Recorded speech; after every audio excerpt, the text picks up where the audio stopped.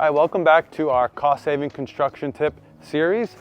Today we're going to talk about sheathing. So in this particular case, we were replacing the siding, but we ran into a bunch of issues with the plywood or the sheathing behind the siding.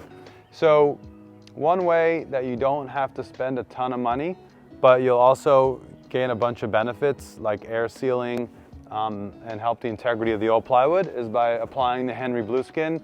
This is the VP100, and it's a weather-tight barrier, air barrier as well.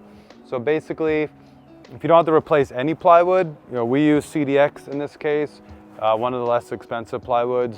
We just put that up, wrap the old and the new with the Blueskin, and now you have like a new wall basically. As long as that plywood has enough structural integrity to accept the nails for the new siding, you're fine. So yeah, check it out. It's the Henry Blueskin product, and I highly recommend it if you're trying to stay on a budget and not have to replace all your plywood. So make sure you hit that subscribe and like button for more content like this.